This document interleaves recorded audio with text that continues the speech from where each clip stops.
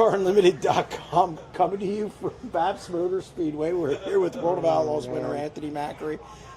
We're looking behind us because we don't know what the crew's going to say, but Anthony, I'd say it was a pretty good week. Can't confirm it's a crew member. That's true.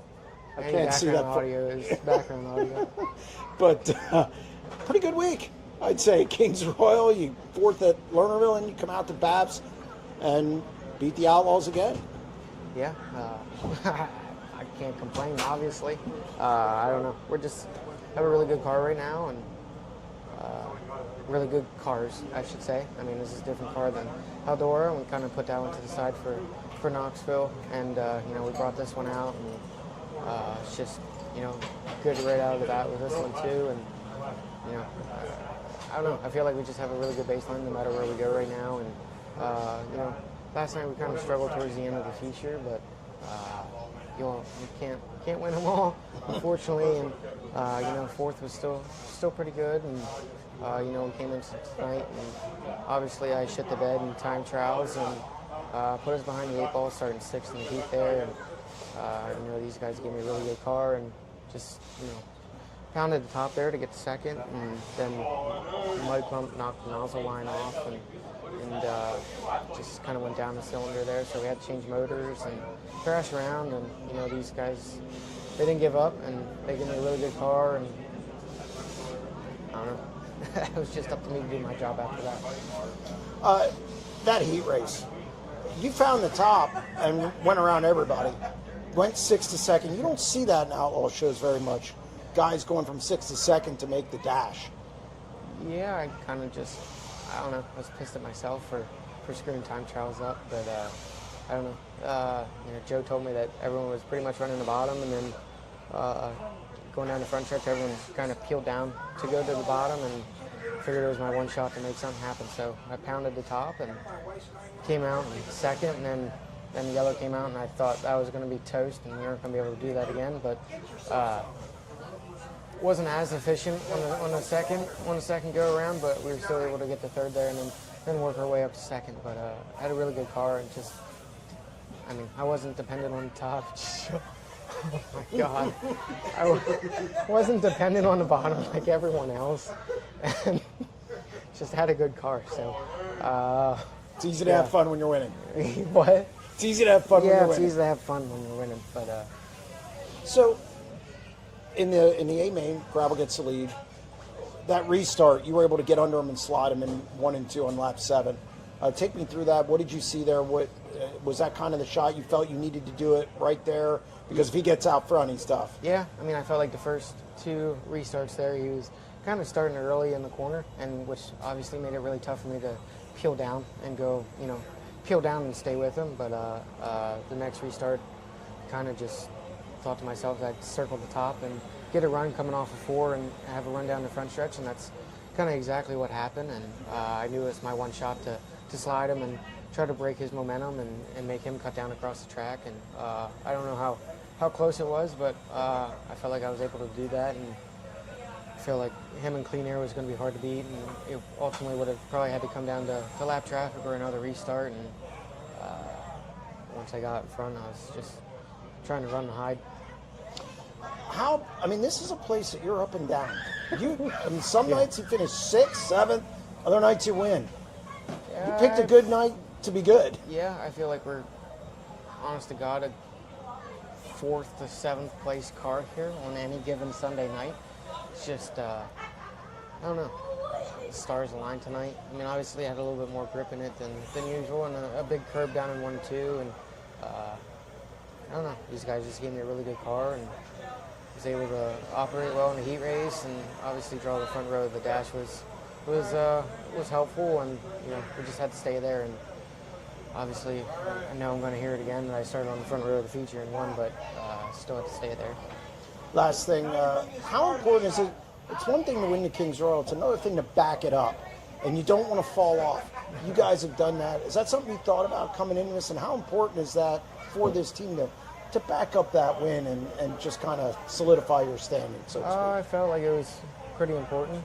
I mean, nobody wants to win the Kings Royal and then come home and not qualify or run 18th. So definitely, oh my God, I I definitely put some pressure on myself coming into this weekend. I mean, obviously the weekend's not over yet. These guys back here. I know.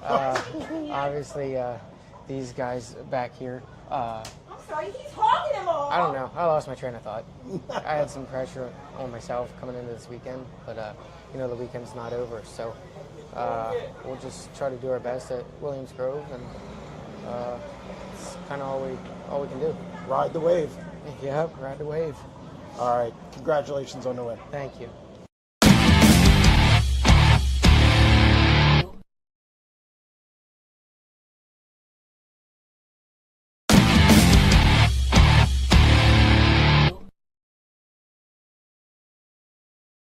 SprintCarUnlimited.com, coming to you from Babs Motor Speedway. We're here with second place finisher David Gravel. David set a good pace out front.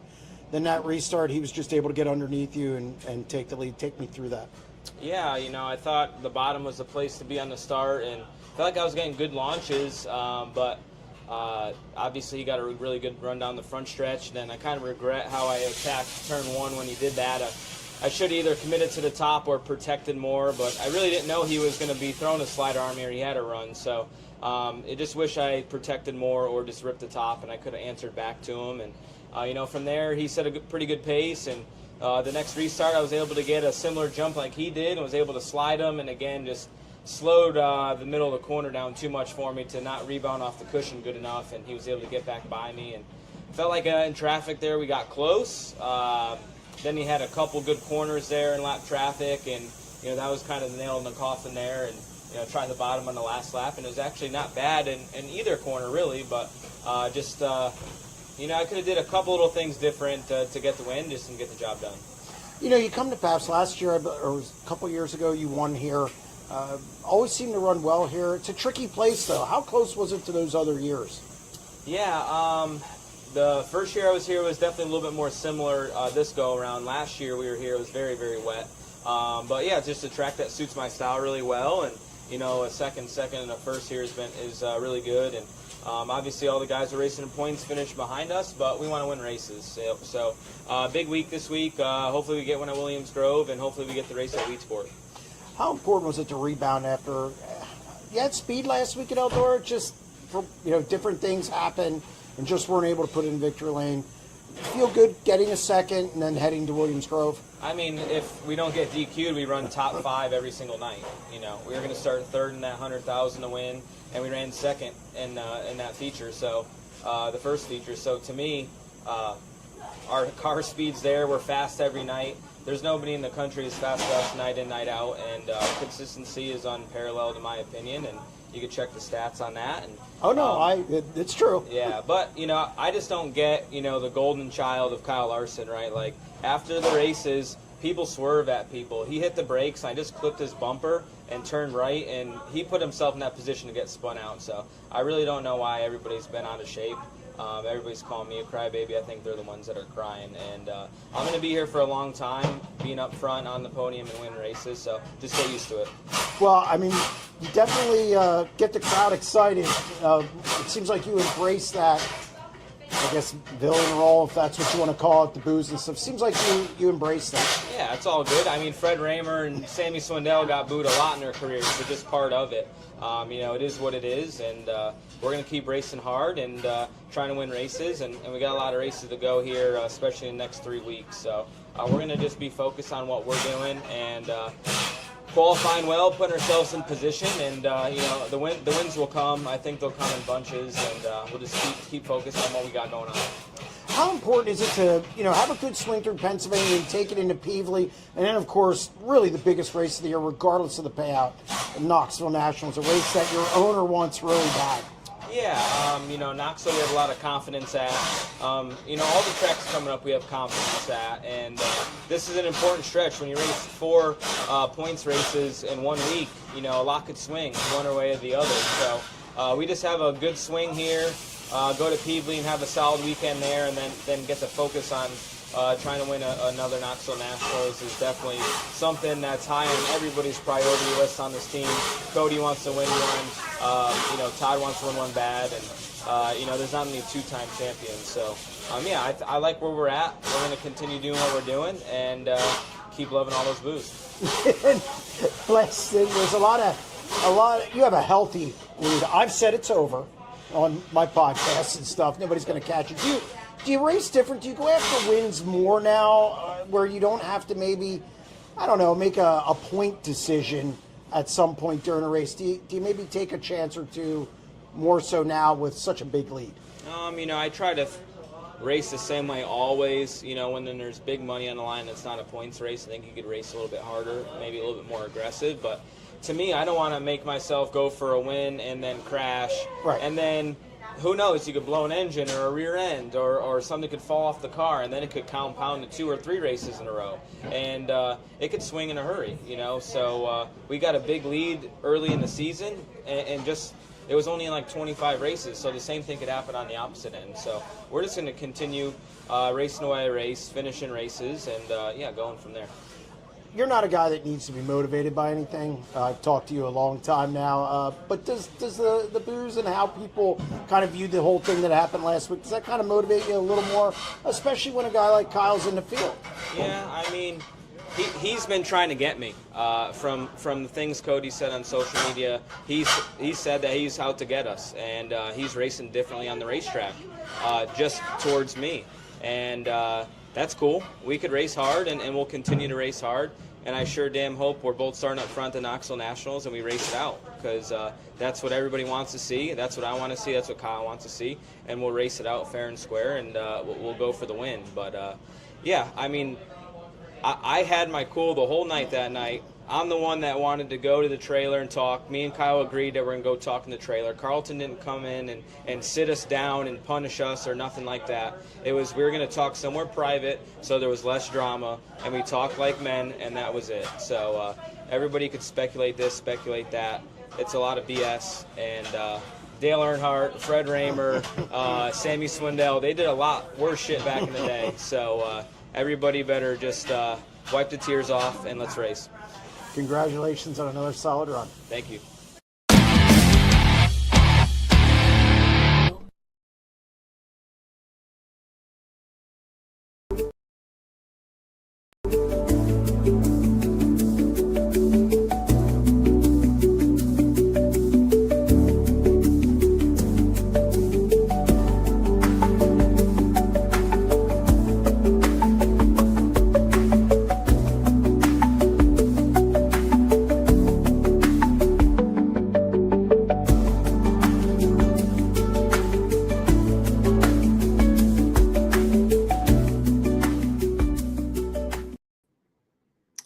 Welcome to another edition of SprintCarUnlimited.com Live. I'm Jeremy Elliott, and again, thank you for joining us.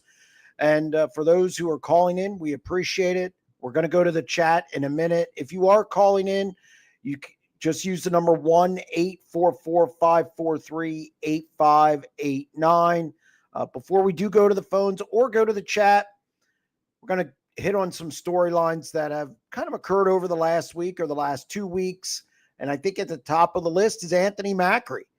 Anthony Macri is still on that heater from the Kings Royal. He comes back through, finishes 4th at the Silver Cup against High Limit, and then goes to Pabst Motor Speedway and passes David Gravel on a lap 7 restart, goes on to win at Pabst Motor Speedway, which is it's not odd. It's a place that he's won at before, but it's probably his worst track in the area. He always said he's a 4th or 7th place car there, except last week. He gets the World of Outlaws win. It's his 3rd World of Outlaws win of the season. He now is 2nd in wins in 410 sprint car racing with 10, right behind David Gravel and Rico Abreu, and he is 2nd in money earned. So Anthony Macri, it's going to be interesting to see how he does at Knoxville. Williams Grove last week took it on the chin again.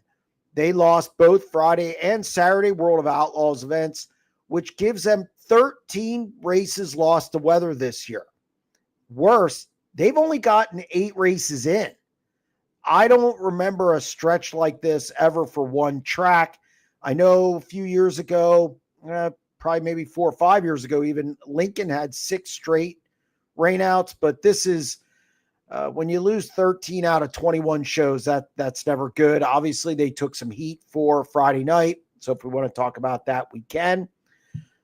Carson Macedo gets the win at the Silver Cup. He invades high limit, conquers high limit, dominated the main event, started on the outside pole, took the lead, led all 35 laps.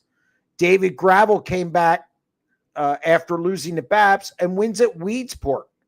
He dominated that main event, and really he's the top dog every time the series goes to Weedsport. He's won 5 of the last 6 years there. And I'm sure he wasn't unhappy to hear that they're going to hold a 2-day World of Outlaws event next year. So he'll definitely be the guy to watch. We have Rico Abreu. We have more winning at Knoxville, tuning up for the Nationals. We have more injuries. We have drivers getting in cars. Justin Sanders getting in the Ridge and Sons Racing machine for 360 and 410 Nationals. So we're going to go to the phones, go to the chat, and we'll see what you guys got for me. We're ready to go. See if we can tilt this the right way. So there we go. All right, what do we got? What is the quick story with all the Tyler Walker Bitcoin drama? Does he have any other rides lined up? There is no quick story to that. I just think it's a situation where you had a bunch of people who maybe eyes were bigger than their stomach. I think there's people who made promises and they didn't deliver. I think it's maybe not a lot of, it just didn't work. I mean, I've said this on previous shows. I kind of knew it wouldn't work because it looked like a block party in the pit area. There were too many hanger-ons. There was too many hands involved. And I don't think there was a leader in the group. I don't think there was one leader in that group who has led a successful race team, what I would call a successful sprint car team. So I think when you put all those pieces together, I think it's a recipe for disaster. And that's exactly what it was. And you can't be successful like that in this business. So that's my short version. Anthony Macri has been on a heater in recent weeks. Yes. Does he have a serious chance at winning the Knoxville Nationals? He's not my favorite. He's not in my favorites. He's not in my top 3 or 4 contenders. That doesn't mean he can't win. He absolutely can win. Last year, he was impressive, finished 5th in the Knoxville Nationals. I think he's gotten a lot better there. It's just that event, it's not a one-shot deal. You got to come out, your qualifying night, you got to be good every time you hit the track. You got to get enough points. You got to position yourself, and then you go to Saturday. So does he have a chance? Sure, he has a chance. He has a fast car. He times well, which is important. But it's not going to be it's no easy task winning that race. And I do think the Kings Royals harder because of the invert and whatnot. But I don't know. 2 days, he's going to have to do it over 2 days at a place that he's had marginal success. Again, really liked what he did a year ago, but I think he needs to finish 2nd, 3rd before he has a shot at winning it. But that being said, I didn't have him picked to win the Kings Royal. So yes, he does have a chance, but he's not one of my 4 favorites. Doesn't USAC allow a substitute driver? Seems risky to have Grant race tonight. Yeah, I think it's risky to have him race tonight as well. The only rule that I'm aware of, and I haven't researched it to be honest, you can have a fill-in driver during the night and you get a percentage of the points. So I don't know how that applies to injured drivers. Again, I'm unsure if there's another rule, but that's the one I'm aware of at this point. after listening to your most recent deep dive, I feel like Williams Grove could have gotten in at least one of the two shows this weekend. Here's the problem. And I'll elaborate on this if there's any other questions. I was surprised the track wasn't run-in Friday when I got there. I'm surprised that it seemed like nobody really looked at the radar with that. That was their mistake. However, Friday, it rained hard. And it rained hard for about 20 minutes, and the dew point was 75. While it's great to have the dew point like that, as Chris Duncan said on the deep dive, if it rains hard and you lose the track, so to speak, that dew point's not going to help you. It was, I think, 87% humidity, 75% dew point, and it rained again at 10 o'clock. So Friday was pretty much out. Saturday, it rained. I think it was a continuation of disaster Friday. And then when they got that rain at, I guess, 3:30, remember, they moved the start time up an hour. That didn't help them there. But they moved it up, trying to get it in before rain later that night. It was just a bad weekend. So, yes, do I think they have some responsibility? Yes, but it was not good conditions to try and run in that track at all. You just can't. People forget about dew point. They forget about humidity when running in a track. So they got a good amount of rain. You see Stuart Friesen's violent wreck. Yeah, I don't think I've ever seen a modified crash like that. Or one that bad that I can remember off the top of my head. I started watching modified. It's actually the first division I watched back in the late 70s, which again just shows I'm old. But I haven't seen one like that. That was bad. And I know, I guess, broken pelvis. I think we're lucky that's all it was. So, speedy recovery.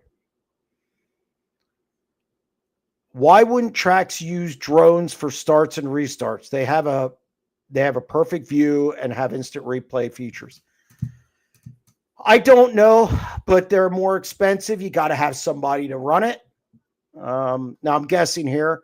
Tracks are having problems getting employees SOZAted. So now you're going to have to get somebody to run it.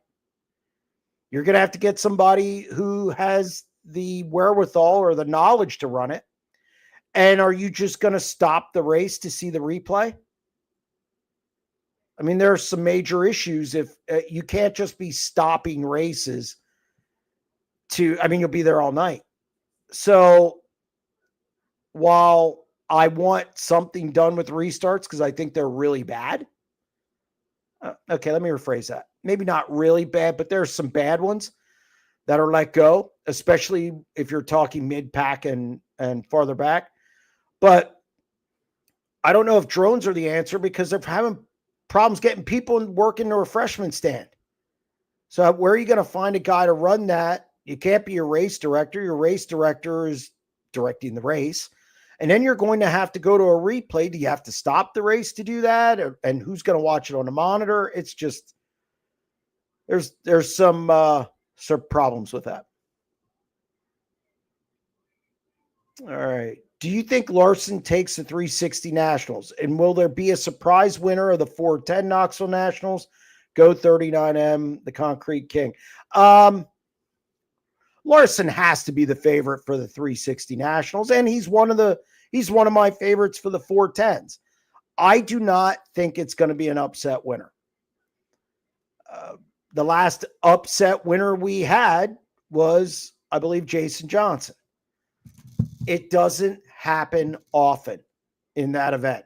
There aren't many surprise winners in that deal. Even when Craig Kinzer won that race back in the day, in the it was 2005, 2006, somewhere in there, he was having a good year.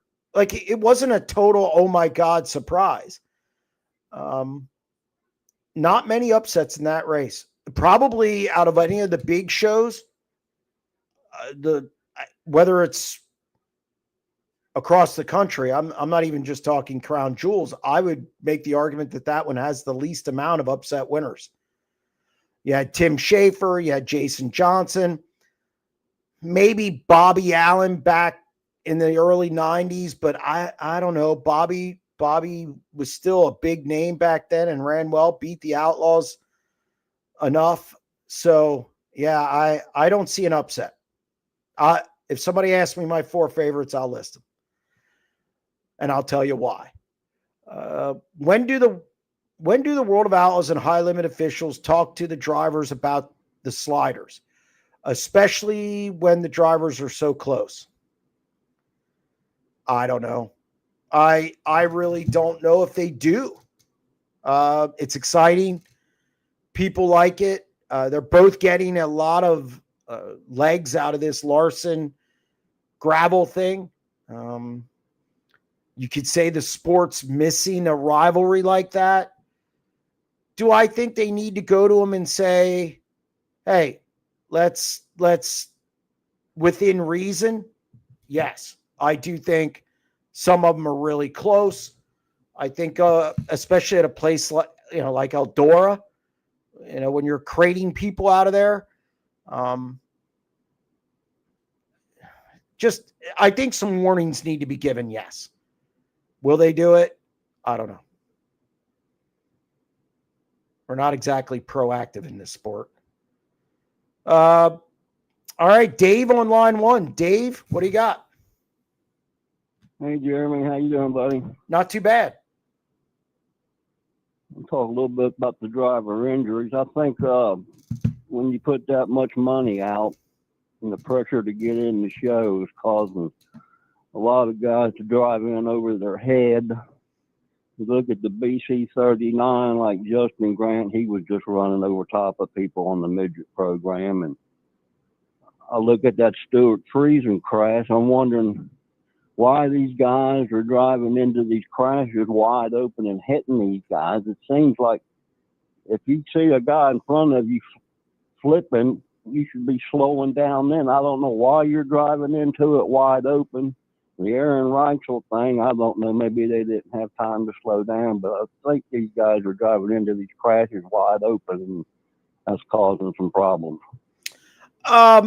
I would say I thought the yellow light was a tad late on the Reitzel incident. I think it's harder to slow down than what you think. And Friesen, I mean, he was on the outside wall. I mean, I think guys dodge first and they try and slow down. I think they're not probably going as fast as you think when they hit them. I think it's just violent. I think it's just a violent impact, and it looks like maybe they're hitting them full speed and they're not. It's unfortunate. As for the, running into each other, look, it's a different ball game now. The days of Donnie shots, float in the middle, it's kind of in the rearview mirror a little bit. The guys are more aggressive now. There's more money on the line. So I think there's more pressure to perform, so to speak. And with that, you're going to have some of this stuff. I'm not saying it's right or wrong. I'm saying it's just a product of the environment. So I don't know. I think I think people do need to take a little more accountability and look in the mirror a little bit and say, hey, we're going to tone it down a little bit. I'm not saying don't do anything. I'm not saying take all the aggressiveness out of the sport. I'm not saying that. I'm just be a little more prudent, so to speak, about when you do stuff.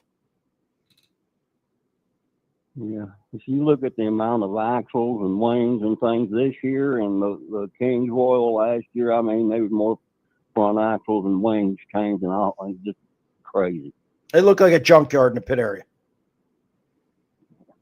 Okay, Jeremy, it's all got. Thank you, sir. No problem. Thank you for calling. Appreciate it. Okay. All right. Is the Brickers Bash Trophy the best in sprint car racing? I mean, it's a bowl of French fries. I think one of the best ones is the Bull's Head for the Weicker. That's number one to me right now. That's the best one in my mind. Bob from Iowa online too. Bob, what do you got? When are you leaving for God's country? You get out here. I will be leaving at 6 a.m. on a plane Saturday morning. I will be out there about 10 a.m. your time, just in time for the 360 finale, and then I will be there all week. Well, I got some good news. This heat index has been over 100 here all week, and it's supposed to break after tomorrow and be in the 70s. I was told I can bring a hoodie out there next week. It probably wouldn't be a bad idea. That's what I like to hear. That's what I like to hear.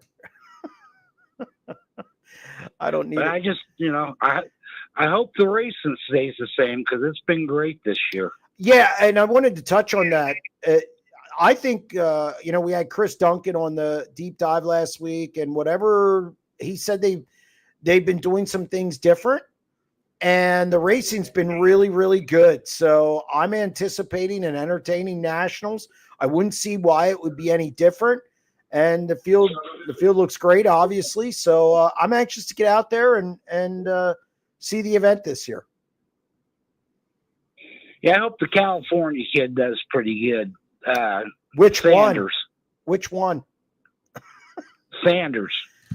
Yeah, I mean he drives similar to Aaron Reitzel. There's a lot of familiarity with the car there. They kind of like their cars the same way.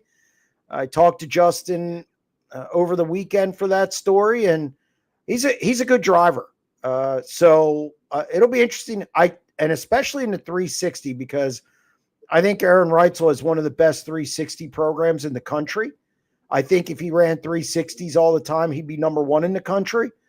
So I think it's a good partnership there to get that team through what they're going through with Aaron. And I would anticipate Aaron being in the pit area. Yeah, but think so. He just lived across the street. Yeah. So I expect him to be good, and I'm interested to see. That's definitely one of the storylines going into 360s and 410 Nationals. The New York boys coming back, Mallet and them. They will be out there. I would assume they'd be out there for the entire 360 Nationals as well. I actually was supposed to call Mallet today.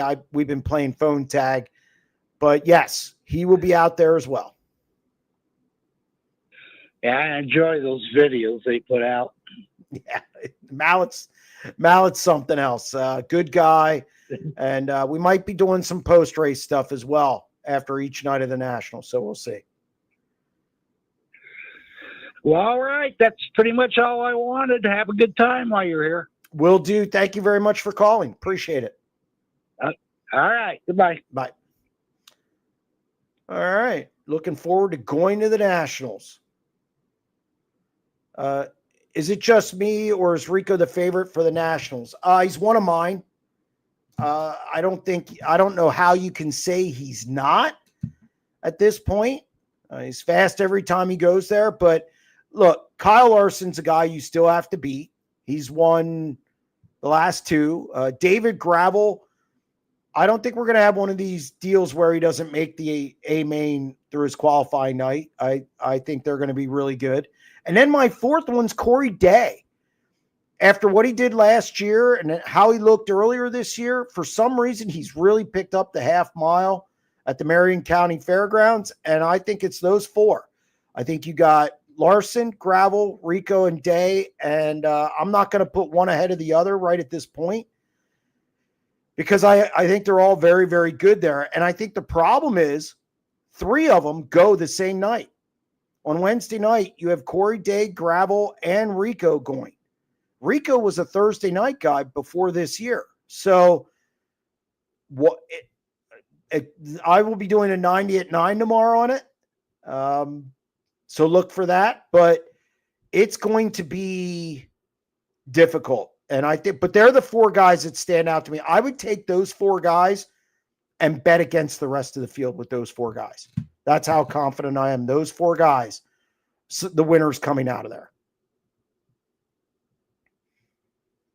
Port Royal's taking over as the best track and racing in PA, period. I think it varies, and I think it depends who you ask. I think Baps is really good. I think Baps is doing more promoting than anybody else is right now. Just promotions, getting fans involved, so on and so forth. Port Royal does a really good job. They have a great facility. They have big events, and it's racy. And I think Baps obviously doesn't have the street cred Port Royal does yet, but they do a lot of promoting. They're the little engine that could, so to speak. So I like what Baps is doing, and Port Royal's good as well. Do you think Kyle Larson is out to get David Gravel? I definitely think that Kyle wants to make a point. And look, this has been going on for a while. You know, Cody made some statements. I made it on Chaz's show. Some of them were in line. Some of them are out of line. And, you know, and some of them I really thought were out of bounds. And they weren't necessarily about high limit. It was about individual drivers. But those guys took offense to it. And I think when they show up at a World of Outlaws event, I think they try and, when I use the term rough gravel up, I think that they want to get in his head. I think they will drive him harder than maybe somebody else. I think there's a point to make. So, yeah, I mean, I don't know what out to get means. I mean, it can mean different things, but I definitely think they want to make a point and beat the 2 car there. And I don't think it's just Kyle. I think Brad, Beaver Dam, when he showed up at Beaver Dam, he made a comment about winning an Outlaws race at Beaver Dam. So I think there's definitely some of that going on.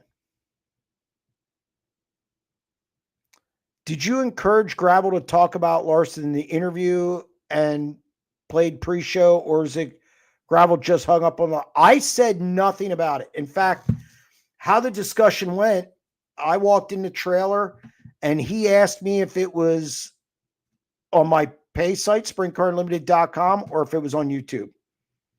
That was the extent of it. I said it's on YouTube. Anytime I do a post-race interview, it's on YouTube.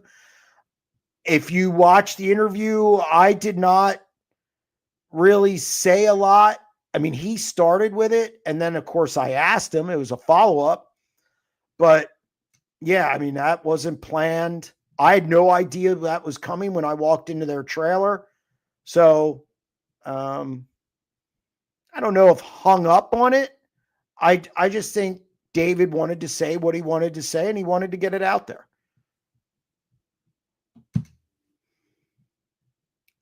What is your opinion on the USAC appeal process? If you appeal and lose, the punishment is doubled. Yeah, I don't like that. I don't like that at all. I think that's counterproductive. I think you should be able to appeal, and I don't think you should be penalized for appealing. You know, I think that's totally wrong. If that's the case, and admittedly, I'm unsure if that's the way it goes, I think that's wrong. If you lose you should be allowed to state your case. Now, whether it's going to matter, that's neither here. I mean, I don't know, but you shouldn't get double the penalty then. That's ridiculous. That's ridiculous if that's the way it is. What does that new machine do for working the track at Williams Grove? I don't know. I don't know. I haven't seen enough of it yet, to be honest. I mean, it hasn't been used enough, so that's hard to say. I think it's just big tires that run it in. I have no idea.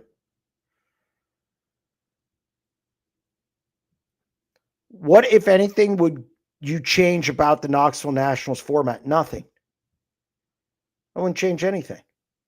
I'm okay with it the way it is. You know, there's I like the Hard Knocks program. The B main, I think, is fine. The payout's fine. Format's fine. You know what I would change? And I'd get it done earlier on Saturday night. That's what I would do. But format-wise, I have no problem with it at all. I'm good with it. What local drivers are going to shine at the Nationals 360s and 410s? Well, if you're going to count Ryan Timms, I think Ryan Timms is a guy who can make some noise. I liked what I saw from Carson McCarl. Now I'd be more 360, I think, than 410. I just think the field's really deep for the 410s as usual. But Ryan Timms is a guy, and Brian Brown, he hasn't had a good run lately at the Nationals, so he's kind of due to have one. He's just got to qualify better and get through his heat race on his qualifying night, which is Thursday. So I think that's the big hang up with him there. But those two guys stick out. And maybe, like I said, Carson McCarl has looked decent. All right. Jeremy, you are correct. It's way harder to stop than many casual fans realize. It's not like stopping in a streetcar. No, and it's different, but it does often look like no one is slowing down. Yeah, it's just, again, it's not a split second thing. And if something's happening peripherally and you're driving down and you're watching the guy in front of you, you're watching to your left, and then you turn quick, you have a split second. I mean, I get that these guys are good, don't get me wrong, but it's not an easy thing to do. And I don't know. I'm not going to, it's not like they're waiting a half lap. These guys aren't getting hit a half lap later. It's like 1, 2, hit. I mean, that's not a long time. And they're not like streetcars. No. Cody is promoter of the year. It's definitely generated interest. I know Larson put out a t-shirt, part-time racer, full-time problem. I wouldn't doubt if David Gravel follows suit at some point. So yeah, no, look, it definitely draws interest. Like it, don't like it, pick a side. It draws interest in people's minds. So you can't fault anybody for that. Take off the roll cages, see how brave these rich kids are. Well, there is that, but I think we'd be having a lot of bodies. So I don't think we want to do that. So the thing with the Nationals format is everyone cries on the qualifying night because the names aren't up front. Then everyone wakes up and sees the points. Well, yeah, I mean, qualifying is huge at the Nationals. And then if you make it in your heat race, let's say you are fourth quit and you make it through your heat race, you could coast in the feature. You're coasting. You're just staying out of trouble. If you're 10th in qualifying and you make it through your heat race, you're probably still coasting.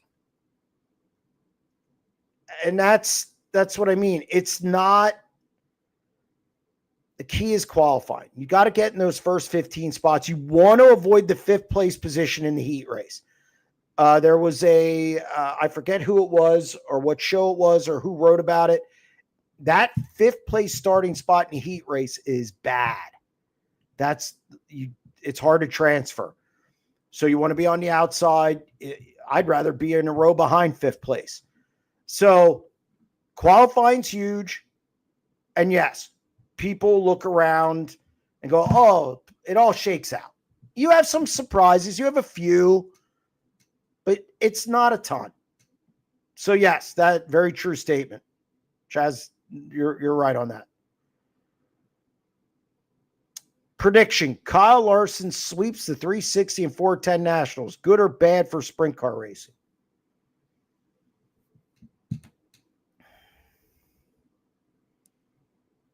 Wow. I don't know if it's bad. It's not like people are going to stop going. I mean, it's going to be just as full next year. I mean, he's won 2 years in a row, so obviously, people, I expect to see a full crowd this week. So I'm not going to say it's bad. I'm a guy, I like dominance. I think it's good in sports because people pay to watch him lose. I've seen that throughout. I saw it, here with Fred Raymer. I saw it with Doug Wolfgang. I saw it with Keith Kaufman. I saw it. I've seen it with Donnie Schatz. People will pay to see a guy lose. So I don't think it hurts the sport. The 360s, that probably wouldn't be as kosher as the 410 side because I guess they probably view Kyle as what's he doing in a 360, but he wants to get laps there, not that he needs them. And it makes sense considering he's right up the road that weekend at Iowa Speedway. So it just makes sense for him to run the 360 Nationals. I think people maybe forget that. But I don't think it's bad for racing because people are going to show up and they're going to watch anyway. So to me, for it to be bad, it means people bow out. And I don't think people are bowing out. Likes dominance, and yet he's a Cowboys fan. Well, look, we're all a glutton for punishment here, buddy. I will say this. I would not pay Micah Parsons what I paid TJ Watt under no circumstance. I would part ways with him. I'm still waiting for him to make a tackle that matters against Green Bay in the playoffs. It didn't happen. He had 2 tackles the whole game. He was non-existent. So, yes, it's tough being a Cowboys fan. I get it. They used to be dominant, though. All right. I'm sure Micah Parsons won't be calling in. All right. What else do we got? I hope we have another one. I know there's 13 races left, 50 points separate the top 5. I would assume that's the All-Stars. Yeah, it's competitive. It's definitely competitive. I still think they're trying to get their feet under them with the roster they have. I do think it's a developmental series for possibly moving up to the higher ranks. Right now, I think that could change. But it's the first year back. I like the schedule. I like that it's not 50 races. I like that it gives some younger guys who maybe you don't know a chance to develop, run some shows on the road. I like what the All-Stars are doing. So, and they're going to have a good point battle. Probably down to the wire. I think it'd probably go down to the last race. All right. Mike on line 3. Mike, what do you got for me? Hey, good evening, Jeremy. How are you? I'm doing good. I've been going to Knoxville. Oh, goodness. I think the first year was 87. And back then I had race cars and, I'd go Wednesday and Thursday and come home and then come back and race here around home, which is, Southwest Ohio. But that's been years ago. And I continue to go. I think I've only missed 1 year since 87. Okay. Typically don't stay for Friday, but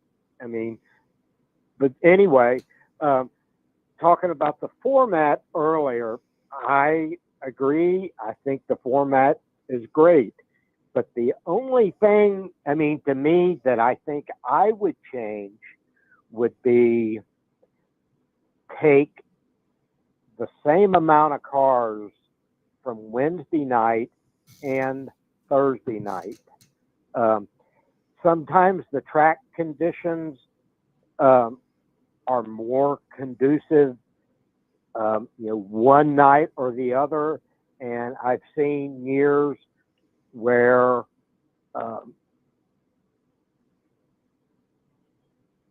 more cars will make the A than the other. They'll have more points Sure. at the end of the night, end of their qualifying night, and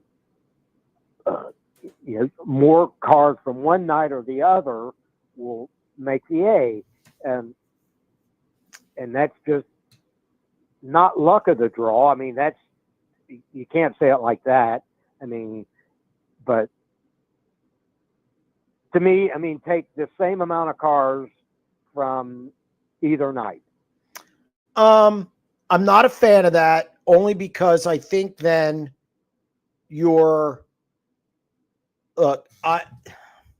problem with that, or what I worry, is that somebody will get in there who doesn't deserve to be in. And you could say, well, that happens because maybe the splits are usually pretty close. I mean, they're within one or two. They're within, because there's 16 guys who make it, obviously. And it's usually a 9-7. It might, rarely is it 10-6. You might get, sometime it's close. But I don't want a guy in there who, it's just, I don't know. I just don't like having spots predetermined. I don't like having guys slotted. Okay, you're only getting 8 this night and 8 that night. And what if the track's racy both nights, which I've seen it racy both nights, and then a guy doesn't get in who's better than another guy just because they slotted in 8 spots. That's my only problem with that. You can't say what the track's going to be like. Everybody has to deal with it. And I think this year, looking at those groups, and again, I don't want to give away my 90 at 9 tomorrow. Normally, I always think Thursday's a little better as far as the field from a depth standpoint. I can't say that this year. I can't say that. So I think they got it closer to what an even Wednesday to Thursday strength, top to bottom. So I'm okay with the format sticking the way it is. I just don't like predetermined slots where, I don't know, I don't think it holds up the integrity of the event, in other words. Sorry. I don't disagree with you. I understand your point. But yeah, I don't have my logbook in front of me to see, in years past. And I mean, I could be, 8-10 years ago. Mm-hmm. I hope they got the track, pretty, real good, for both nights. It's been good. I've been out there, oh goodness, I don't know how many times this year. Right. I'll hop on my bike and ride out there for a weekly show. It's been good. I don't know how many times. I think I've been out there 4 or 5 times this year. 4 times, I guess. And I'm going to go out. I'm going to ride out Sunday for the Cappy, but I got to come home. But then I'll go back Wednesday and Thursday, and that'll probably be it for me. No, it's been good. Cross paths with you sometime out there or somewhere, and talk to you later. Enjoy your show. Thank you very much, and just stop me, say hello. No problem. Thank you for calling. We'll do that. Yep. All right. We have a lot of chatting going on. So, we have Pete on line 4. Pete, what do you got for me? Hey, Jeremy, how is it? It's going. Can't complain. How many times do you have to answer that or not? on one of these shows. Everyone says, "Hey, how's it going?" I don't know why I don't just say something different. I want to go to Kyle Larson one day and say, how many times have you signed your name in the last year? Yeah. But no, it's So, fine. It's fine. Tell me if I'm being biased here, because maybe I am. But I feel like this Larson gravel thing is getting more hype from gravel and or outlaws than it's getting from Kyle and or High Limit. I don't think you're being biased, but I do think I hate using this word.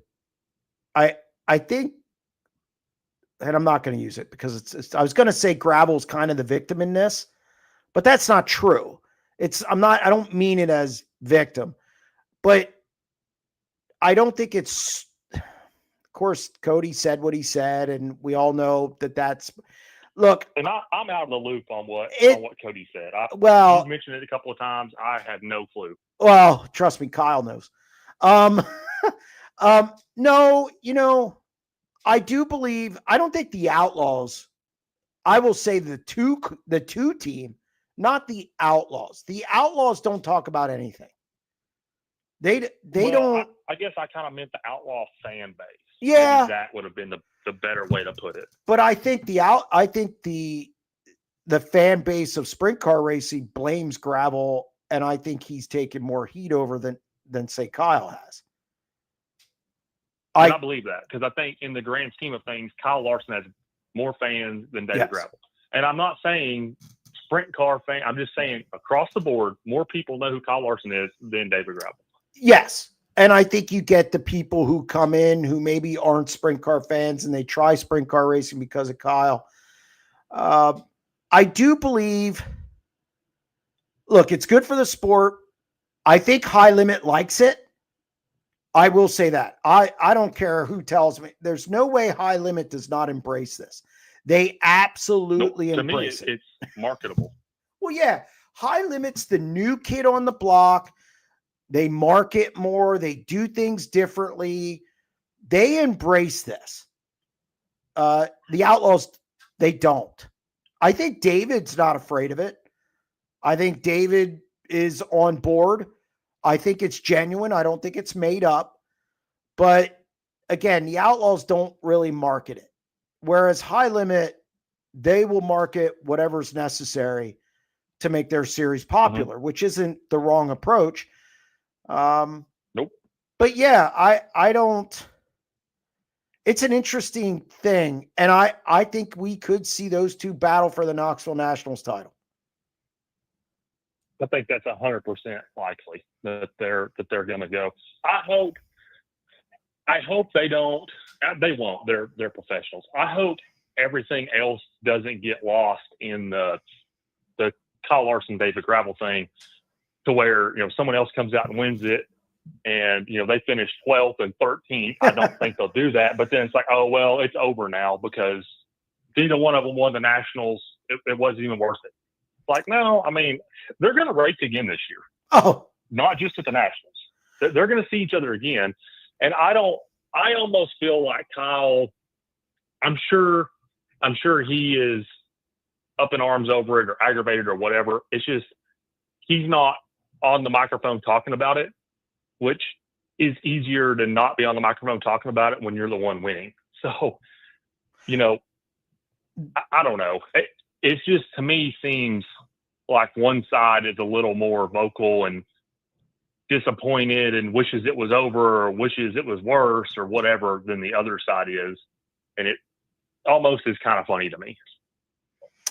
Well, I mean, it's an interesting thing. I think Kyle's divided, obviously, as the NASCAR stuff. I don't think you're going to see them race each other much the rest of the way, because once the playoffs start for NASCAR, Kyle's out. Okay. So at that point, I think this is one of the last times you're going to see it this year. So might as well. And I think they're both going to be running in the top 5 at least. They're both going to be battling for position, and they're both going to be a story or a topic going into this thing. Gravel helped that at Babs when he said he wants to be battling Kyle Larson for the win at Knoxville. Mm-hmm. They're both playing. They're both playing it up. Yeah, and I think it's good. I mean, I think it was you right away, either you or Fiedler immediately said this is good for the sport. I think it is. I think it's something. Anytime you can add a storyline, it's good. And when it's one that's somewhat dramatic about two of the sport's best, it's even better. So I think it's entertaining. I think it's good. I don't know. I'm not getting tired of it. It's just like, come on, guys. Let's give it a break for just a minute, and we'll see what happens. Well, it's coming. And so I think it's going to be that won't happen. Yeah, that's definitely not going to happen. So I don't know. We'll see what happens. I feel like one side is way more upset about it than the other one. And I would agree. I don't necessarily, the last time, whatever it was, when Gravel, accidentally got into Kyle because he slammed on the brakes or whatever he said, I don't think that's what happened. I think Gravel went up there and turned him. And I don't think that Kyle did anything particularly egregious the way he raced him either. I think that's how those two are going to race each other. They're high-level guys. They can most of the time get away with racing each other that way. And Gravel got upset and whatever, And I'm not going to say Kyle wouldn't have done the same thing. It's just that's racing. When you're racing at that level, that's how you're going to race. My only thing was I didn't like it at Eldora when you're crating people to the hospital every night. Nope. I think you're right. I don't. And I don't know the solution to that. It's been brought up a couple of times, even tonight, but certainly over the last week, why there's all of a sudden so many injuries. It's not like it's a safe sport. It's not band camp, but this year seems particularly, particularly violent, if you will. It just seems like there's been a lot of big ones and big ones that people didn't walk away from. There's a couple of rough ones every year, but it seems like everything turns out okay. And this year they're not. So you gotta wonder what's going on. Are they getting, I don't think they're getting less safe. They're probably not getting any more safe, but are they getting faster? Are people getting wilder? I think some of it's circumstance. I was told today that the Reitzel deal, his tire was going down before he hit that hole. So that changes that equation. So, look, we'll see. I think we go through I think every sport, we see it in the NFL, we see it in every sport. You go through this ebb and flow of circumstance that occurs. 1 year you'll have a ton of quarterbacks hurt. Another year you won't. Unfortunately, we're in a bad stretch now, and hopefully it ends. Yeah, I sure hope so. And some of it, I was watching when I'm watching Sprint Week right now. I'm on the phone with you, but Grant's deal the other night, to me, I don't know. I don't drive the things, but to me, it looked like he jumped that berm. It's kind of on him. Nothing really helped him. He wrecked, collected some other guys, nasty wrecks. I hate that his foot's hurt, but some of them are also on the drivers. I don't think it's all just, there was a hole in turn 3 or whatever. Sure. I think, some of it is on the drivers, and sometimes you take those chances and it works, and sometimes you're on your lid. Yeah. It's unfortunate, like I said, and it's high profile guys. Not that they mean anymore, but when it wipes out the top 3 guys in high limit points, the number 2 guy in USAC points, people take notice more too. Yeah. Well, and then, the Friesen deal last night, he's not a nobody either. I don't watch that series at all, and I know who that fella is. Yep. So that one, as far as looks, that one probably looked like the worst wreck of the year this far. That was ugly. It was not good. It was not good. Yeah. Yeah. All right, man. I appreciate your time. Enjoy your time in Knoxville. This Will is do. my 5th year in a row I said that I'm going, and I haven't made it. So I hope it's fun. All right. Thank you very much. I appreciate your call. You bet. Have a good night. You too. All right. I know we have a lot of stuff in the chat. This is the weekly Dylan Cisney Racing with URC. I thought His name was in a rundown recently. He did run URC at Port Royal. I don't really not sure if he's running every week. I doubt it. Just hasn't found a 410 ride yet. Hasn't been able to get a hold of an engine to put in a car that he's putting together. It's tough when you're trying to do it yourself. So Lernerville is the best PA track. I'm not saying yes. I don't know. I mean, people at Port Royal disagree with that. It's good. I like Lernerville. I like Lernerville. I like going to Lernerville. Always like going there. I have no problem with Lernerville. Best track. I mean, I don't know. I mean, that's close. Do you think the World of Outlaws should have penalized Gravel for the after the race incident? And do you think that sets a bad example for other drivers that they let it slide? This is a sticky one. Look, I'm a rules guy. Is it in their rules? No. So by that, no. Because it's not in their rules. Because if you make a rule now, halfway through the season to do that, then that looks bad. It looks like you're signaling him out.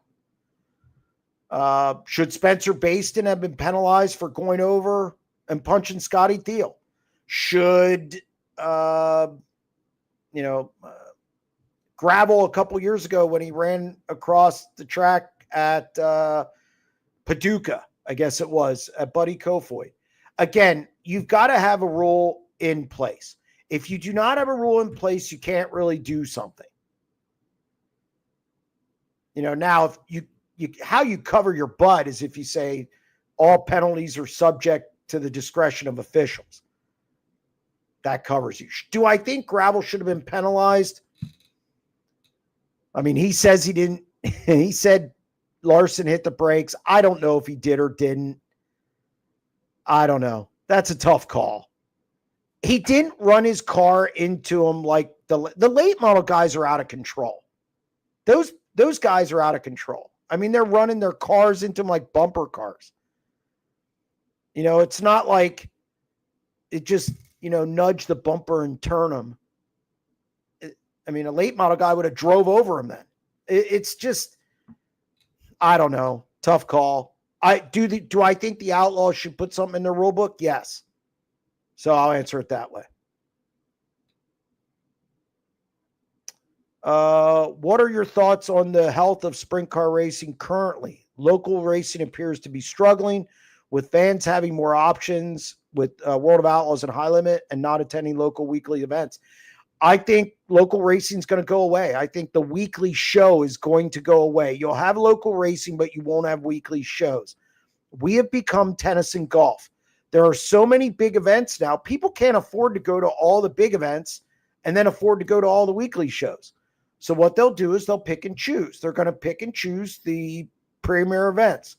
Things like PA Speed Week. I'll use Pennsylvania, for example. They're going to pick the 9 World of Outlaws events. They're going to pick the 8 High Limit events. They're going to pick Speed Week. At that point, you're at 27 shows already. And you didn't get to your dream race. You didn't get to the Gobrek race at BAPS in September. You didn't get to the Sprint Showdown yet. It's just, I think we're at a point where there's a tipping point. And I think we've hit that tipping point with fans. Weekly shows just aren't doing well. And everybody wants to say, oh, well, then they're not promoting correctly. I don't think it matters. Now, I'd like to test the theory, obviously. It's my opinion. But why go to a local show at this point? Anywhere in the country. Why wouldn't you just wait till High Limit, World of Outlaws come around? Or you could go to Huset's, you could go to Kings Royal, you could go to Knoxville, you could go to Skagit, you could go to Silver Dollar, you could go to, You could go to Port Royal and see $100,000 races or $100,000 to win it or more. Those trips are expensive. Now you get 3 to 4 nights out of each one. It's a vacation. It's a destination. It hurts the weekly show. It's just common sense. It's supply and demand. It's as simple as that. What are they putting in the water in Higginsville, Missouri as of late? Brownie being quick. Yeah, I mean, now here's the thing. It's got to carry over to the Nationals. It's got to carry, and it can't just be the Cappy. I've seen him fast in the Cappy and then not in the Nationals. So Thursday night, he's one of the storylines going into the night, in my opinion. I'm going to actually start writing those tomorrow because for once I want to get ahead of the game. I say that every year, and I'm always sitting around Tuesday putting storylines for the Nationals together, and I don't want to be doing that this year. So, yeah, look, Brown's fast. Now's the time to do it. But again, I've seen it before. He needs to carry that over to Thursday night in qualifying and then into his heat race. After that, it's gravy. Jeremy, do you think Tasker Phillips, who has been very good in the 360 at Knoxville, is good in the 360 Nationals this year? I think he's an A-main guy. I don't know if he challenges for the win. I mean, you're going to inject a lot of 410 guys into that. I mean, you got Larson, you got Sanders, you got Selzy, you have Brad Sweet. You have all these other guys in there who are going to run the 360 Nationals. So I think it's going to be tough for him to top 5 it, but I think he's an A-main guy. 7BC and Gio a threat at the Nationals. That is a little bit of a stretch because he hasn't been in the car yet. Now he's going to get the 360s. I believe I looked at it and saw him there and talking to him, but he's coming off a wrist injury too. I think it's coming out of the 4 guys I mentioned. Gio's very good at Knoxville. I just don't know how I feel about going into this year's coming off the wrist injury, new car, in a car not familiar with. But if anybody can overcome it, it's Gio. Because like I said, looked good last year. Looked good the last couple of years at Knoxville. It's a place that he does really well at. So if anybody can overcome those little things, it's Gio, and I could be eating my words. Now, I'm not saying he can't contend. I'm saying he's not on my radar to do that. I think that's a lot to ask in this situation. The 4th night, which will be the 3rd night he's in the car. I just think that's a lot to ask.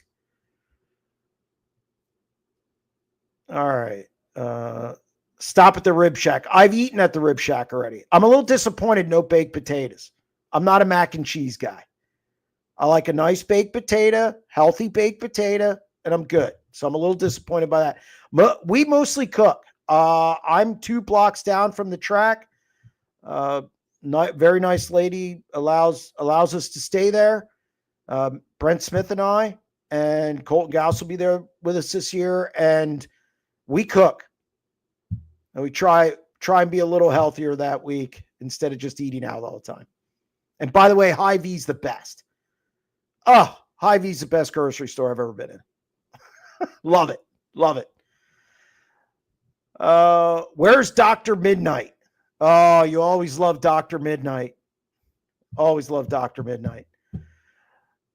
How many California drivers in Saturday's top 10? Ooh. I'm counting. I will say Rico, Carson, Larson. That sounds like a tongue twister. Rico, Carson, Larson. I'm going to say 5 at least. 5 at least. I think you could have as many as 8. Because you got Gio, you got Corey Day, But I'm gonna say at least 5. I'm gonna set the over/under since we all like to gamble at 6. That's a lot. 6 out of top 10 at Knoxville Nationals. And by the way, everybody says, "Oh, if it was a bull ring, yeah, those California drivers look pretty good around there." So I'm going to put the over/under at 6. And it's a tough one. Thoughts on Pittman's chance at Knoxville? I'd like him better if he was in the 69K because I think it's a car that suits him.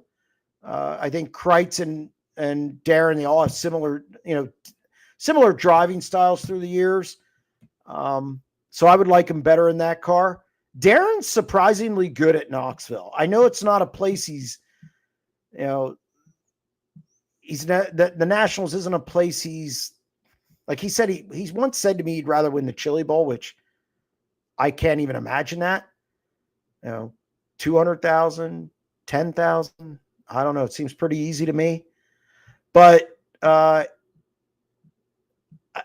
like him better if he was in the Kreitz car. Will Donnie Schatz make the Nationals?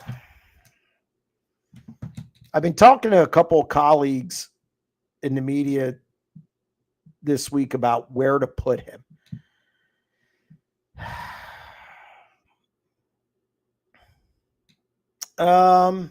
Yeah, I think he makes it. But I think this is D-Day, D-Week, D-Day for Donnie Schatz. I think that team needs to perform this week. Absolutely. No doubt. That team has to perform this week. Or I should say next week. Does Ironman 55 need to switch to another weekend? Nationals literally ruins the hype for this event. Where do you move it though? That's the thing. The way the World of Outlaws schedule is now, and I was talking to another track promoter about this with their event. It's not, they have their staples. When you have the problem with that, really, and High Limit doesn't have this problem yet, but it'll develop. The World of Outlaws have to be at Williams Grove in May. They have to be there in July, and they have to be there in late September, early October for the National Open. Okay, when you're in that region of the country, you're going to schedule races around that region. They go to Eldora in May. They go to Eldora in July. And then, of course, that's it. Used to go there as part of Four Crown and then head over to Sharon or Lernerville. When you have scheduled events like that are staples in your schedule, it's really hard to move stuff around. And I don't think the Outlaws care. I hate to say it. I don't think they care. That early in the season. I mean, it's a thought, but do you lose steam? Do you lose steam if you move it to the spring, into that spring, because it's not the month of money? That's the thing. It's part of the month of money. The Ironman, I mean, come on. I like the Ironman. I've been to the Ironman, but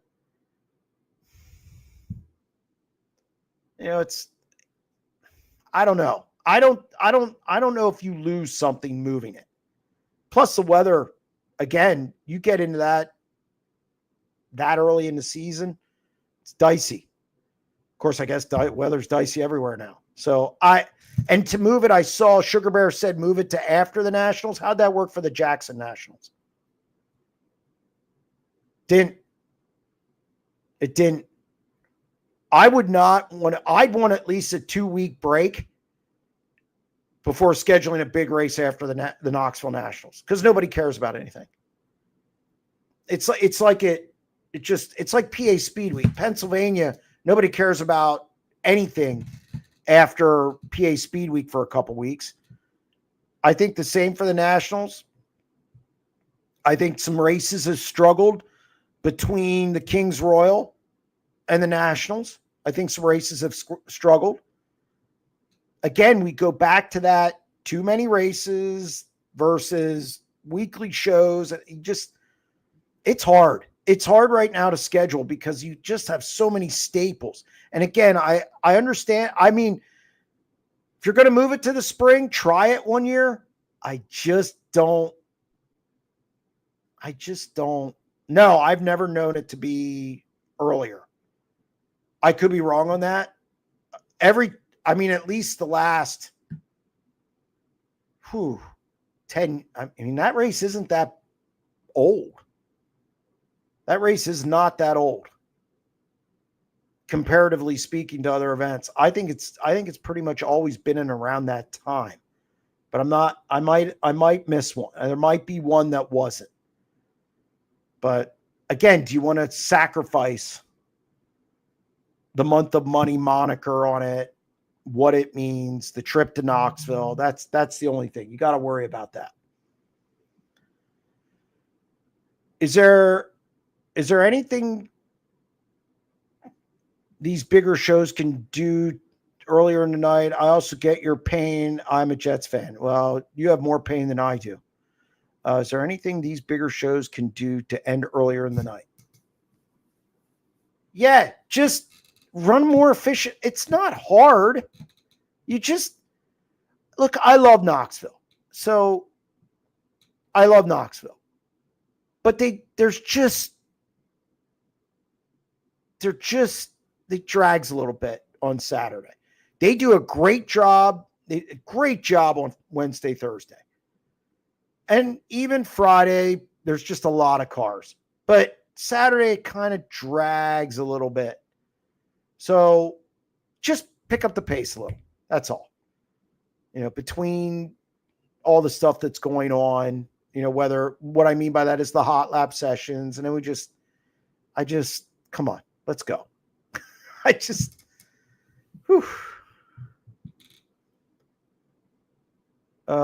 Who does better at the Nationals? Selzy in the 7BC or Sanders in the 87? I'm going to say Selzy just because of how good he is there. Sanders did make the A main in 2022, so it's not like he's out to lunch. And that car is going to be good there. And I think Sanders will adjust quickly. I just think Selzy, he's really good there, as we've seen. So good question. That's a hard one. I would almost maybe change my mind depending what day it is, because I think Sanders is going to do well in the 87. But it's a tough one. That's a really good question. Could Knoxville be giving Kyle Larson an appearance fee to race 360 Nationals to draw the fans? Now he's up the road. He's at Iowa this weekend for NASCAR. It makes sense to run it. Now it's no appearance fee. They don't need him. They don't need him to make that race well attended on Saturday. I don't buy that. Jeremy, is it bad look that Gravel referenced Kyle driving so hard since he doesn't race a sprint car for a living? Yeah, I didn't like that comment because that's like telling somebody not to breathe. And I knew it wouldn't sit well with fans. I knew fans would call Gravel every name in the book because of that. Yeah, I probably wouldn't have used those words. I wouldn't have. And Kyle's going to drive hard to win soapbox derby. So I don't think it was a good choice of words.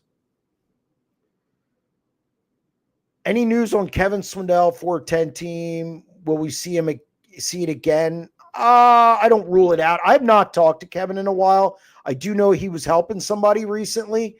So I don't think he's going to be out of the game. I think, again, some health, some personal stuff going on. I think that's kind of, halted things a little bit. So I wouldn't be surprised if we see him again. So I think we'll see him. Is Alan Kreitzer still an owner of Lincoln Speedway? No, he is not.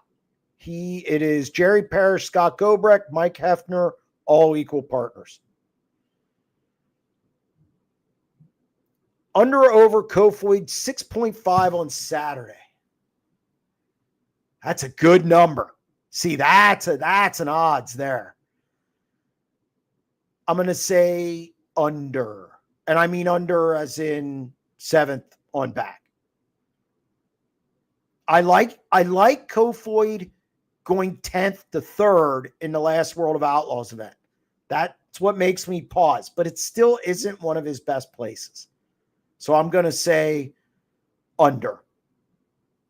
I'm meaning 7th, 8th, 9th. Top 10 announcers in the country. Oh, Jesus. I like Dave Hare at Baps, and it's not a Baps thing. I think Dave Hare has the perfect voice for it. I think he's creative. I think he doesn't yell and scream. I mean, obviously, you got to have Johnny in there. I think if you're counting pit reporters, I think Connor Wade does a great job. I think Laporta does a good job. I don't think people understand how hard it is to do it without a script. These guys are in the pit area. They don't know when it's getting thrown to them. They don't know. I mean, they don't have a bunch of notes in front of them. They don't know what's going to happen or what they're going to be asked. And they all do a really good job. I like Holbert for USAC. I think Rodman has come along. I think Rodman continues to get better. Yeah. So, I mean, I don't have a top 10. That would take me some time, but those are guys that jump off the page to me. Can we talk Sealands Grove? Why the poor car count for a decent pay? Yeah, we can talk about whatever you want. Look, a couple things with Sealands Grove. I still think people feel burned by the last regime. I don't think that goes away in a year, or let's face it, less than a year. People I think are cautiously optimistic and maybe will wait and take a wait and see attitude toward it. I also think the timing for this race was not great. Again, yes, it's 10,000 to win, but 10,000 to win now is not huge. So you're coming off the Kings Royal Silver Cup, and I know they didn't race at the Grove, but you're still there. And now you're going into 360s. A lot of Pennsylvania fans travel coming up. They want to save their money. So I think, and even teams, Macri was going to be off until the Capitani to prep for the Nationals. So I think that comes into play. So those two factors stand out. I also believe the weather was not good. It wasn't great for Sunday. The other thing is, if I would make a suggestion to some of the people at Sealands Grove, stop going on social media and saying stuff. Some of the stuff they say on social media makes them look bad. Sorry, not sorry. It's a fact. It makes you look juvenile and bad. So they need to pick their words better on social media. I think some people are pissed off about running against the Grove Friday nights as far as competitors. You can like it, not like it, but I've heard it. So I think you add all those reasons together, and I think that's why in the position they're in. But again, good race. I was told it was a good race. I was not there. I had some stuff I had to take care of. And, but if you just keep having good races, you find what works, I guess, massage your product a little bit. And for God's sake, watch what you say on social media. Then things will get better. Jeremy, do you think Tanner Holmes will improve in the 360 and 410 Nationals this upcoming year? Tough, because I thought he was decent at the beginning of the week at Eldora, and the end of the week, not so much. I'm taking a wait and see. Knoxville's a tough place. He doesn't have a ton of laps there. So I don't know. We'll have to see. I don't know what's improved. I mean, if you go one spot better, you improve, but I think he'll be better at the 360 Nationals than the 410s. I do believe that. What track looks bigger in person? Knoxville, the Grove, Port, or Sealands Grove? Sealands Grove looks gigantic in person. Sealands Grove, and you carry a lot of speed going into 3. I think Sealands Grove's faster than Port and the Grove, especially going into 3, especially if it's wet compared to the other ones being wet. I think Sealands Grove's lightning quick. So Sealands Grove, when I saw it for the first time, and even when I go back there, I'm like, ooh, this place is big. So who does better at the Nationals, Dietrich or Dietz? Dietz was there once, and I think he was a D main car, C or D main. Dietrich's made the Nationals. I'm going to say Dietrich because Dietrich's been there more. Dietrich's put it in the A main before. Dietrich is using Speedway. He has a motor that hits better in time trials and they worked on their time trial program in the this past over the off season and into this year. He is timing better. I'll take Dietrich. Now Dietrich goes Wednesday. I'm not sure. I forget if Dietz goes Thursday or not. But either way, they're stacked. Pill draw could be huge in that. Does Dirt Vision charge to watch the Knoxville Nationals and 360 Nationals to monthly subscribers? In my opinion, unfair when we are already paying $40 a month. Your thoughts? Man, anytime I get paper, here's my thoughts. I think it's incredibly I think Flow and Dirt Vision are incredibly cheap as for fans to stream. I don't have a big problem with it. And the reason I don't is because it's dirt cheap. You could get Flow for roughly $175. My dad last year got Flow, and I think by the end of the year, he divided what he paid by the number of races he watched, and it was less than $1. It was like maybe $1.10 for each race. Outlaws, same difference. Now, it's not quite that bad, but if you watch the Outlaws, Attica, Williams Grove, you watch ASCS, you watch, modifieds, do or don't, whatever, it's dirt cheap. It is dirt cheap for streaming. I would assume the reason they do it, it's something in their contract with Knoxville. That's what I'm assuming. I don't know for sure, but I'm assuming it has to do with their contract with Knoxville. I don't believe it's all a Dirt Vision thing. But I can't have the pay-per-view model I do and complain about Dirt Vision. And if you think the streaming services do not take people out of the stands, you're sadly mistaken. Now, it's not going to do it at the big events. Of course not. I love how people go, well, Kings Royal was full. See? Yeah, you're cherry picking a big event. How about you go to the local track when it's a 50% chance of rain and tell me that? You can't. That's where people don't want to hear it. But it's true. I've seen it many, many times. I know people who've sat in a parking lot and won't go in and watch dirt. I've seen it at an Outlaw show at the Grove. People won't pay to get in, and they'll watch Dirt Vision out in the parking lot. And the Grove is cheap to get in for a World of Outlaws event compared to other places because they have a lot of seats. So yes, I can understand you being a monthly subscriber and feeling the way you do. I understand that. But I also understand the other side. It's probably something in their contract with Knoxville. And I'm not going to be a hypocrite about it. I can't. I'm sorry. But I understand why you feel the way you do.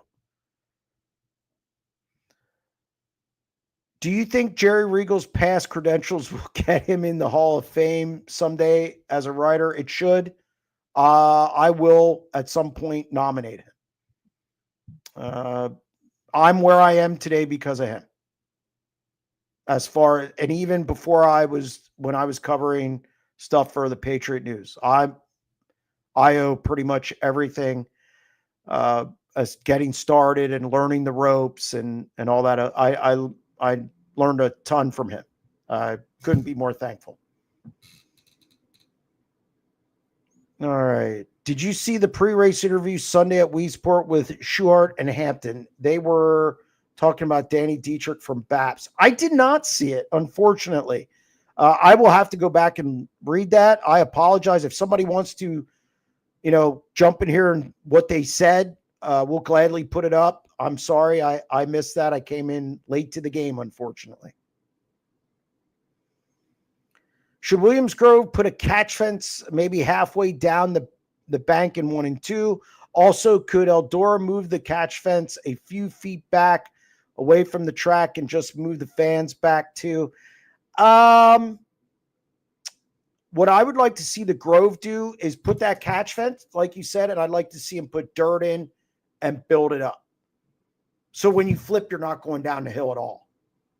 I don't want the drop at all. So, and they can get it. I mean, there's plenty of fill in this area between York Excavating and all that. So I would like to see at Williams Grove fence back off the track and then fill to make it like a runoff. Eldora, there's not a ton of room there to do that. I don't know if you could pull that off. I don't know if you could pull that off. I'd have to look at it closer. You can simply say just move it back, but I don't know how many feet that is.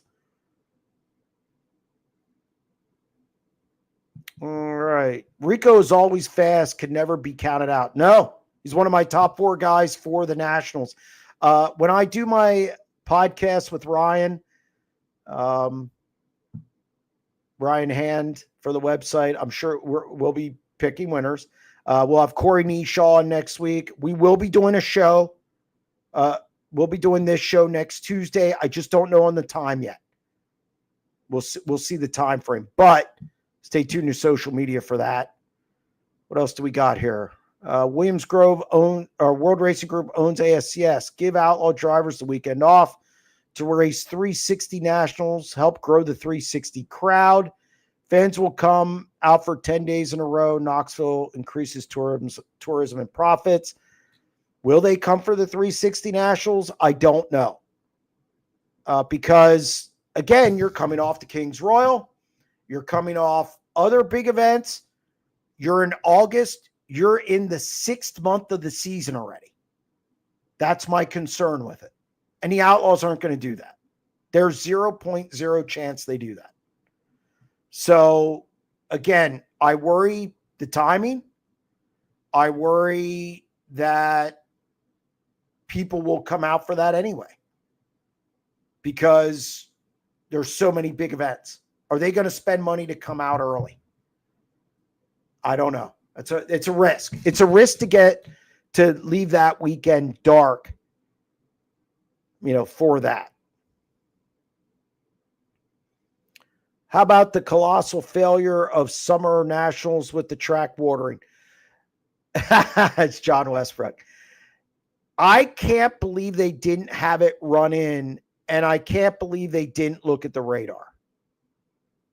I looked at the radar at 3:00, and I was like, they could get hit by something. And it got a little bigger, granted, and it developed more and all that. You got to run that track in. Yes, it was not a good look. It wasn't good. Now, again, 75 dew point, humidity, and it rained later that night, I was told. I know it did where I was. So, I don't know if they get it in anyway, and it would have been 10:30, 11 o'clock, and then everybody would have complained about it being one lane Mach 1. So, but yes, you're not wrong. You're not wrong by what happened pre-rain. What happened to Victory Fuel and Swindell Speed Labs? It's still in existence. They sell it at the speedways. Williams Grove still has Victory Fuel. I just think he's still dealing with some health problems and some personal things going on, and it's not out there as much because you don't see the car. But I know you can still get Victory Fuel at racetracks. Forbrook car, good question. I've not seen anything yet. I know Donnie tested that new engine that Forbrook was putting together. That's why he was at Knoxville. His nieces were there, and Donnie wanted his Forbrook to help his nieces out, so he jumped in that car and tested out the motor. So I would assume they have a car ready. I just have not seen anybody in it yet. If Gio wouldn't have gotten into 7BC, I wouldn't be surprised if Gio would have been in Forbrook's car. Gravel is going to have some serious competition if Macri chooses to join the Outlaw Tour full time, since he wants a full-time driver to race him. I think David Gravel is going to have a handful with Buddy Kofoid before he does Anthony Macri. Buddy Kofoid's going to win an Outlaws title in the next 2-3 years. I think Anthony, I've talked about Anthony a lot. The amount of improvement that Anthony Macri has shown since I first saw him race is astounding. He's definitely developed into a good sprint car driver. And I take nothing away from him. Going World of Outlaws racing, I don't know if he wants to be on the road that long. That schedule's longer. And I don't know how that would go. He struggled through the beginning of the year mightily with the Outlaws. Mightily. I think David Gravel's going to have his hands full with Buddy Kofoid. And or Carson Macedo still. So, Buddy Kofoid, though, mark it down. Will on line 5. Will, what do you got? Oh, I was just wondering if you got a chance to watch the NARC race this last week. Hell no. I mean, no offense. I mean, look. Okay, I shouldn't put it like that. But look, no Sanders, no Selzy. No. And I was busy doing some other stuff, taking advantage of the fact that I didn't have a race that night. And it started at what time? Eastern time. 11:30? Or I mean, Eastern time, 1 o'clock? Wow. Come on. I don't get many nights where I go to bed early on a weekend. I went at about 12:30. No offense to NARC, I just wasn't doing that. Yeah, I just, every time they seem to have a race there at Santa Maria, they sell the place out. It looked good. But then the show is terrible. The stands looked really good. I agree with you. I did see the highlights. The crowd looked excellent. One of their bigger ones. Correct. Yeah. You compare that to the Brickyard, boy. Okay. Just slow down there, Roscoe. Look, the Brickyard, they see a lot of people. Come on. Let's not get crazy. Well, yeah, like I said, the last 2 years on Flow, they've had super duper crowds. It's just the product, the 17 car, one line groove, no passes for the lead. It was terrible. Yeah, I don't. The racing hasn't been good. I know the World of Outlaws. I believe they weren't happy when they went there. But again, the crowds are good, so you hope the track catches up to the number of people who are in the stands, and obviously that hasn't happened yet. Well, that opens the debate on who's going to win the championship with Narc, and DJ Neto, I guess, is leading the points now. He's about the only guy that's been showing up. If Neto's going to win that title, if he runs all the races, that's it, plain and simple. We knew Sanders wasn't going to run the whole series. We knew Selzy wasn't going to run the whole series. And we knew Golubic wasn't going to run the whole series. So at that point, Neto, those are your top three guys on the West Coast. Unless you count Trey Starks up at Skagit. But it's DJ. If DJ Neto goes to every race, he's going to win it. Lastly, back in the old days, let's say the 70s and 80s, race promoters would pay Steve Kinzer or Sammy Swindell or whoever the top guys were to show up at their races. Is that something that Narc needs to do? Because it looks pretty bad when, this series has been on and off for like 40 years and they can't get the heavy hitters to show up. I don't think that's a direction they're going to go. I don't think they'll ever do that. And they're sure as hell not going to pay Sanders, because it seems like, well, we all see the stuff out there. I don't see them paying guys to show up. Just don't. Well, thanks for taking my call, and hopefully in the coming weeks I will have nicer and better things to say about Narc, but I got it. Well, I hope you do too, Will. Thank you for calling. I appreciate it. Take care. Yep, you too. All right, let's wrap up some of these. Wrap up the chat here, and then we'll get out of here. Jeremy, are you going to come ride in the push truck with me and Bubba Wallace Sunday at Knoxville? Come on, ride in a push truck. I'm working there, buddy. I don't have time. Come on. I'm not going to ride in a push truck. I've never been really fond of that, and I'm not going to start now.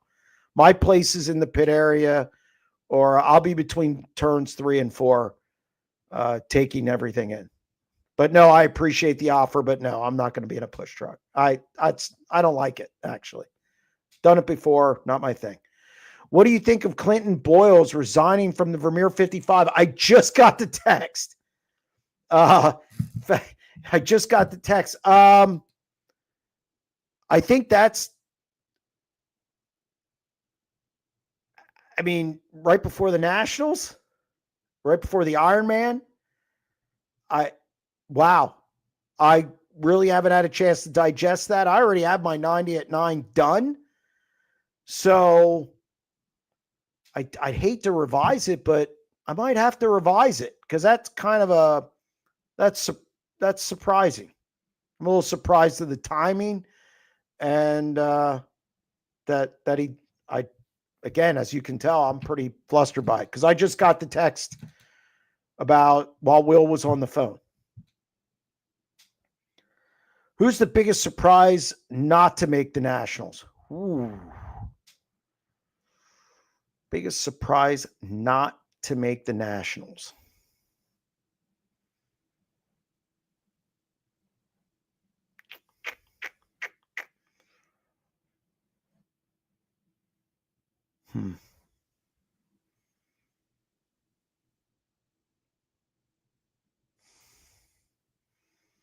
Brent Marks has been struggling a little bit. But, that field's so hard to make. Donnie's been struggling a ton too. And he hasn't been good. He had to take a provisional the last time the Outlaws were there, I believe. So, I think there's a lot of candidates for that. I think Donnie, I think Brent, I think guys who just are struggling right now. And Brent should be, I mean, Brent, obviously Brent, Donnie are guys you expect to make it every year. But you got to time well. You got to lay down. You got to time well. And then you just got to get through that heat race.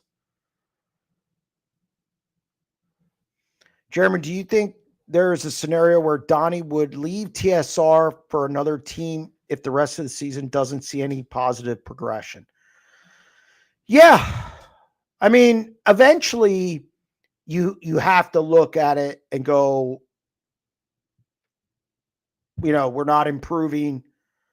Donnie's used to winning. Donnie's used to a ton of success. Yeah, I think there's a scenario where he either leaves or gets let go. Look, the Patriots let go of Tom Brady. Now, how did that work out? But still, I probably released, as somebody who's covered the NFL, I probably released Tom Brady when he's 38. Just because I could get something for him. And now the Patriots going to be bad for a long time because I do not believe in Derek May one bit. So, yeah, I don't, I could see that a split happening. All good things come to an end at some point. I'm divorced. What are you going to, I mean, come on. It's just things run their course. Donnie will get a promoter's provisional. There is no such thing. I think if they did that, I think the pit area would light the tower on fire. So no, there'll be none of that. Gravel Larson rivalry is social media manufactured, whereas Kinzer Swindell was more fluid. Thoughts? I think it's just a changing of the times. I don't think the way the Larson gravel one started was social media. It didn't start there. I mean,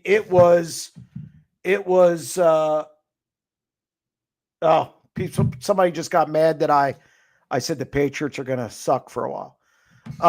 Sorry, the Patriots are going to suck for a while, although I like their coach. It didn't start that way. Cody's made comments. Kyle and Brad didn't like them. They went on the track, and I used the term roughed them up a little bit. Drove them hard, won races. And then you had to deal with Eldora, and then it spilled to social media. It didn't start there. So I don't think it's right to say it was social media manufactured. It's not like something was said and then Larson took to social media or Brad took to social media or anybody else did. It spilled onto the track. So that takes that out of the equation. Steve Kinzer and Sammy Swindell, I could never see them on social media. And I think we live in different times. I think things now are on social media because that generation or the generation just accepts that as a way of communicating and telling people how they feel. So, no, I don't think manufactured on social media. It started on the track. Does Baston make the A main? No. Will Justin Sanders make the A main? I don't like that he's going Wednesday. I'll tell you that.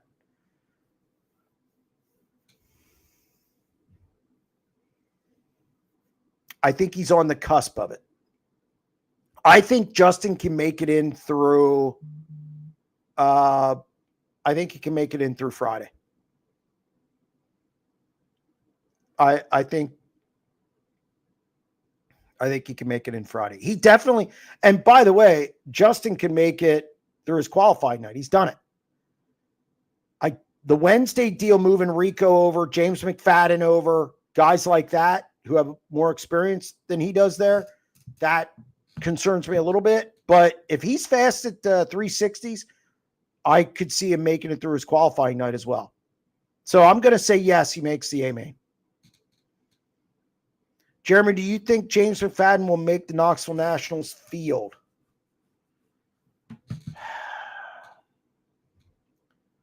Well, they only take 24 guys, and people are asking me about a lot of guys. I'm going to say he's a B-main guy. I think he'll be battling in the B-main for a spot. Who will replace Johnny Gibson someday? Oh, God, I have no idea. I couldn't even begin to decipher that. I have no idea. I don't know if there's anybody even in the pipeline for that.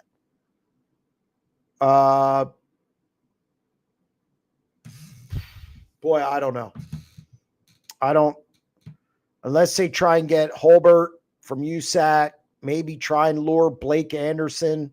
But I don't know if you could get them out of their gigs. I think they're pretty happy. So I don't know. The Outlaws could be looking for an announcer or doing some kind of search. Tanner Holmes is bringing in a secret weapon in Knoxville. Carson Bolton. I don't even know who that is. So that doesn't even matter. Matters what's under the hood, and it matters. Yeah, there's a lot of stuff that matters other than Carson Bolton. I've heard the name, yes, but no. What's the vibe around this year's Oski Front Row Challenge? Solid car count favorites.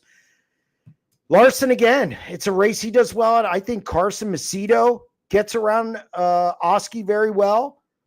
I know I expect a bigger car count this year.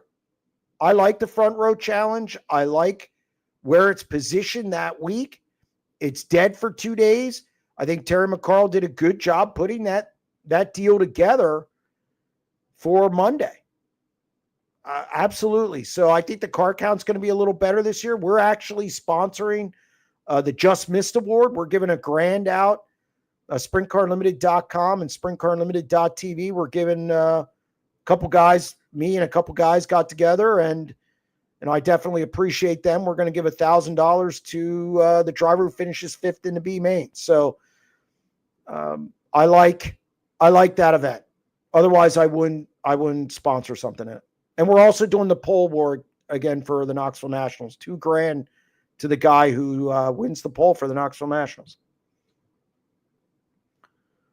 All right. How long is Aaron out? 4 to 8 weeks. It's a big window. It's gonna be how he develops, how he heals. 4 to 8 weeks.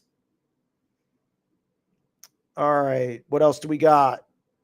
Would Bakova make the jump and announce for the Outlaws someday? I don't think so. Isn't he in? I know he was doing some politics in the area and stuff. I think he also has a regular job. I don't know if he would do that. I doubt it. I mean, that's a question for him. Is Happy Gilmore 2 a good movie? No, it stinks. In fact, I wanted to turn it off. I was watching it with Dave Byro because he was involved in an incident. He stayed at my apartment, and the Grove rained out. He said, "Hey, let's watch this." It was terrible. It was one of the worst sequels I've ever watched. I didn't think it was funny. I thought the cameos were way overdone.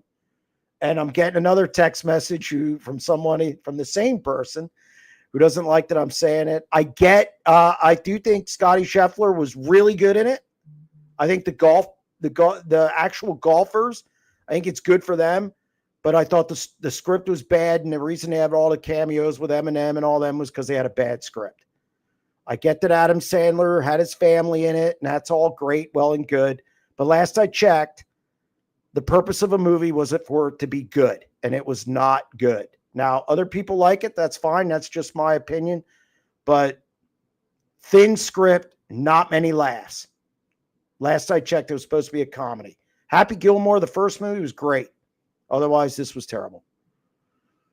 What happened to the 58 Aaron Lawrence car? I don't know. I mean, he hasn't had that thing out for a while. I assume. I don't know. I mean, I guess it just went by the wayside. I know it was something he used to experiment on stuff, and it was fast. It would run. I mean, he had some good runs in that car. Outlaws win. So, yeah, I'd like to see it back. Any rumblings of Wu switching to high limit? I'm going to be mum on that. Yes, there are some rumblings of guys who might jump. Oh, God. Somebody said Happy Gilmore is heartwarming. She's nuts. I'm not going to get into what I know about who may jump or not. It's all speculation. But yes, I have heard. I have heard there might be one or two teams. All right. Favorite for the 360 Nationals. Well, it has to be Larson. Has to be Larson. You stick him in a 360, and I know there's other guys in the field, but it has to be Larson. And I think there's a lot of guys who could win that event. Brian Brown can win that event. Absolutely. I think Chaz said he's picking Brian Brown to win the 410 Nationals, I believe. I just saw it real quick out of the corner of my eye. I'll take that bet. But no, Larson favorite. Watch Justin Sanders in that 87. Jeremy, Eldora or Knoxville for Mecca? For me, it's Eldora. Knoxville's great. I have nothing bad to say about Knoxville. It's a personal preference. I went to Eldora with my father in 1987. It was one of our first longer trips together. I have always liked Eldora. There's a wow factor there that's still there for me today. And it's very intimate. The fans are on top of you more. And it goes on like a bowl almost. So I would use the word intimate, but Knoxville's great. It's definitely 1A to me. But Eldora just has a special place in my heart, I guess. All right. And that's a wrap. Thank you very much, everybody who joined the chat, everybody who called. Much appreciated. Again, stay tuned to SprintCarUnlimited.com for all your sprint car needs. $35 a year, but you can get it for $28 if you use the coupon code SCUMOM2025 through the Knoxville Nationals. That special is going to go until August 10th. Also, stay tuned to our YouTube channel. We're not going to miss any content there. And we'll be back with another SprintCarUnlimited.com live show next Tuesday. I just don't know what time it will be. Stay tuned to social media for that. Again, thank you very much and have a good week.